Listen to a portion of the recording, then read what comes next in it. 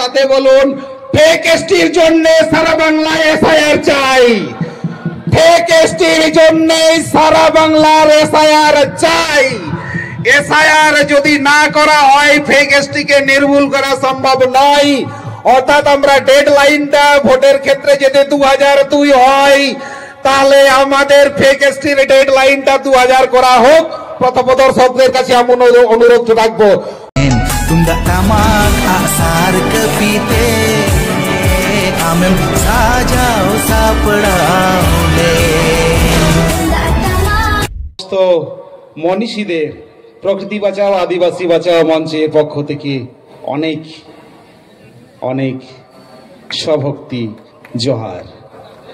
এখনো তো আমরা বলে থাকি সিধু কানু জিতকর, বিরসা মুন্ডা জিতকর, তাদের উদ্দেশ্যে জয়গানটা উদ্দেশ্যটাই হয়তো তাদের লড়াই, তাদের দর্শক, যাদের হাতে ব্যাটনটা তুলে দিয়ে যাব, তাদের আগমন অনেক বেশি উৎফুল্ল করেছে, আনন্দ করেছে, আনন্দ দিচ্ছে, এখনো আসছে। সবাইকে যারা এখনো মাঠের মধ্যে আসতে পারেননি, দূর থেকে অনেক অভিনন্দন এবং শুভেচ্ছা। যে সমস্ত দাবি নিয়ে বাঁকুড়ার আজকে এই ময়দানে আমরা সমবেত হয়েছি, প্রায় গ্রাম বাংলায় এখনো মাঠে অর্ধেকের বেশি ধান পড়ে আছে, গাদা কাজ পড়ে আছে। তবু আমরা সেই কাজকে ছেড়ে এইখানে কোনো কিছু আশা নেই যে একটা করে গাড়ি দেওয়া হলো, চেপে গেলাম ময়দানে এসে অনেক কিছুর ব্যবস্থা থাকে বিভিন্ন সময়। আমাদের এখানে কিন্তু সে সকল কিছুই নাই। হয়তো সঙ্গে শুকনো মুড়ি কিংবা চাল সিজা খেয়েই আমরা চলে এসেছি এই ময়দানে, শুধুমাত্র আমাদের জাতিসত্তার তাগিদে। যে সমস্ত দাবিগুলো আমাদের লিফলেট বা পোস্টারের মধ্যে ছিল, সেই দাবিগুলো আমি রিপিট করছি না, শুধু শেয়ার করার জন্য বলতে চাই যে একটা আদিবাসী গোষ্ঠী যারা আমাদের সঙ্গে, ওরা নাকি আমাদের মতোই, আমাদের আশেপাশেই থাকে, আমাদের মতোই কৃষ্টি কালচার, ওরাও নাকি আদিবাসী হবে। আচ্ছা মুশকিল। এক সময় বলেছিল আমরা ছোট জাতে যাব না, ক্ষত্রিয় হব, আবার এখন বলে আদিবাসী হব। অনেকটা একটা বাংলায় একটা প্রবাদ আছে, একটা গান আছে, বিড়াল বলে মাছ খাবো না, আসবো না, কাশি যাব।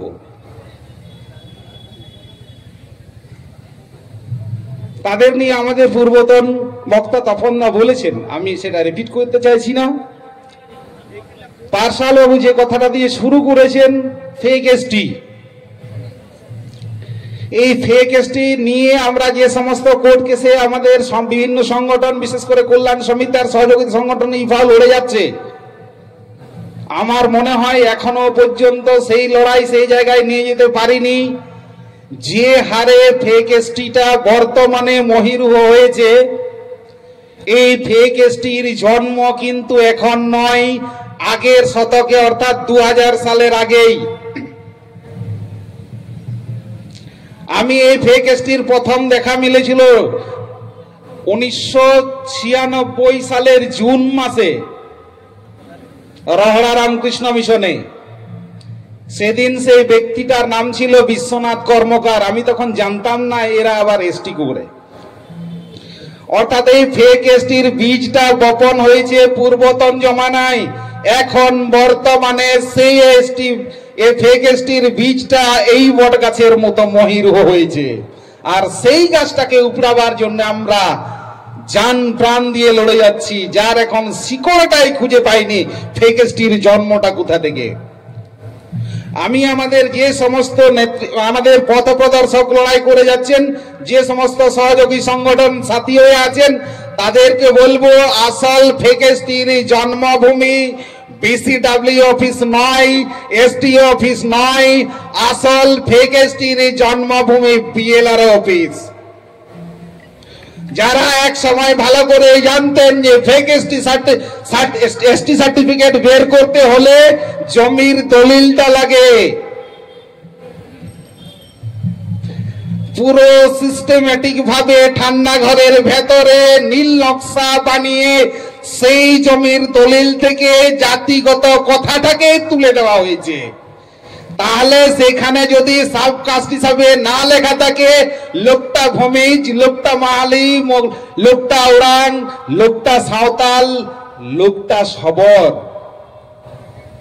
তাহলে আসল পরিচয়টা এখন যেমন বলা হচ্ছে 2002 সালের ভোটার তালিকাকে খুঁজা হচ্ছে, এসআইআর করে বলা হচ্ছে। আমি বলবো একসাথে বলুন, ফেক এসটির জন্য সারা বাংলায় এসআইআর চাই, ফেক এসটির জন্য সারা বাংলার এসআইআর চাই। এসআইআর যদি না করা হয় ফেক এসটিকে নির্মূল করা সম্ভব নয়। অর্থাৎ আমরা ডেড লাইনটা ভোটের ক্ষেত্রে যদি 2002 হয়, তাহলে আমাদের ফেক এসটির ডেড লাইনটা 2000 করা হোক। প্রথমদর্শকদের কাছে আমি অনুরোধ রাখবো, পশ্চিমবঙ্গের প্রতিটা মহকুমার কোনায় কোনায় আগের শতাব্দী থেকে বাম জমাতা থেকে এই ফেক এসটির বীজটা বোনা হয়ে আছে, তাদেরকে যদি উপড়াতে হয় ফেক এসটিকে হাইকোর্টে তুলে শুধুমাত্র এসএসসির প্যানেল, শুধুমাত্র পিএসসির প্যানেল, শুধুমাত্র নার্সিং প্যানেল, শুধুমাত্র পুলিশ প্যানেলের দিকে তাকালে হবে না। যদি ফেক এসটির নির্মূল করতে হয় তাহলে সরকারকে বাধ্য না করতে পারি এই শীতকালীন অধিবেশনে অর্ডিন্যান্স জারি করুন। যদি সত্যিই জঙ্গলমহলের আদিবাসীদেরকে রক্ষা করার ইচ্ছা আছে, যদি সারা পশ্চিমবাংলার আদিবাসীদেরকে রক্ষার ইচ্ছা আছে, যদি আপনি বাতেলাটা না মারেন স্টেজে স্টেজে, সত্যি সিএম হয়ে যদি ক্ষমতা থাকে, তাহলে শীতকালীন অধিবেশনে স্পেশাল অর্ডিন্যান্স জারি করুন। স্পেশাল অর্ডিন্যান্স জারি করার পরেই ফেক এসটি নিয়ে 2000 সাল থেকে এসআইআর করুন, যেরকম ভোটার তালিকায় এসআইআর হচ্ছে। প্রতিটা এসডি অফিস থেকে 2000 সাল থেকে যত ফেক এসটি সার্টিফিকেট বেরিয়েছে সবগুলোকে যাচাই করা হোক। সাথে 2000 সালের পরে যতগুলো জমি কেনা বেচা হয়েছে বা যে সমস্ত আমাদের মাপগুলো আছে সরকারি মাপ, প্রতিটি আদিবাসী জমির দলিলে তার সাবকাস্ট লেখা বাধ্যতা করা হোক। যদি না করতে পারি তাহলে এই লড়াইয়ের ময়দানে রোদে বসে থাকা হবে, রাস্তায় চেঁচানো হবে, কোনদিন ফেক এসটি চার্চে নির্মূল হবে না। কথাটা মিলিয়ে নেবেন, কিন্তু আমি চাই না এই কথাটা মিলুক। কখনোই হবে না যতক্ষণ পর্যন্ত জাতিগত উল্লেখটা আমরা বিএলআর কে দিয়ে যতক্ষণ জমির দলিল করতে না পাচ্ছি। আর এর পরের কথাটা আছে বনাধিকার আইন 2006। ইন্টারেস্টিং ব্যাপার, প্রতিটা পয়েন্ট গুলো না আমাদের ওই ছাদে ওঠার সিঁড়ির মতো এক একটা ধাপ। যদি ফেক এসটি যারা এসটিতে আসছে, যে নামগুলো আমরা দেখতে পাই, এখন এই 2-3 দিন আগে আমাদের এসএসসির প্যানেল লিস্টটা বেরিয়েছে, সেখানে দেখা যাবে মন্ডল, সেখানে দেখা যাবে মাহাতো, সেখানে দেখা যাবে রায়, সেখানে আছে হাজরা, সেখানে আছে চক্রবর্তী, সেখানে আছে শর্মা, সেখানে আছে যাদব, সেখানে আছে শেখ, সেখানে আছে খাতুন। কি নাই! অপার মহিমা বর্তমান রাজ্য প্রশাসনের, অপার মহিমা বর্তমান আমাদের এসডি অফিসের, অপার মহিমা আমাদের মাননীয় মুখ্যমন্ত্রীর, যার অনুপ্রেরণায়, যার আশীর্বাদের ছায়া তার উপরে থাকে।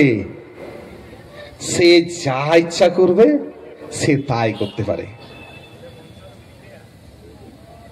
তাহলে আপনারা ভাবুন, 2006 বনাধিকার আইন, যে আইনটা 40 বছর ধরে লড়াই করে পাওয়া, 2006 সালে প্রস্তাব আকারে এলো, তাই নিয়মটা 2006 কথাটা এসে অ্যাক্টিভেট হয়েছে 2008 সালের 1 জানুয়ারি থেকে।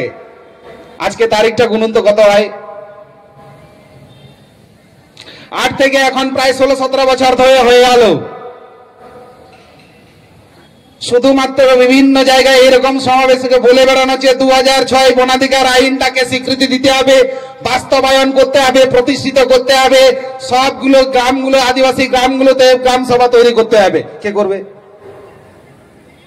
প্রশ্নটা এইটার আসল কাজ, এই গ্রামসভা তৈরি করার আসল কাজ আমাদের এসডিওদের।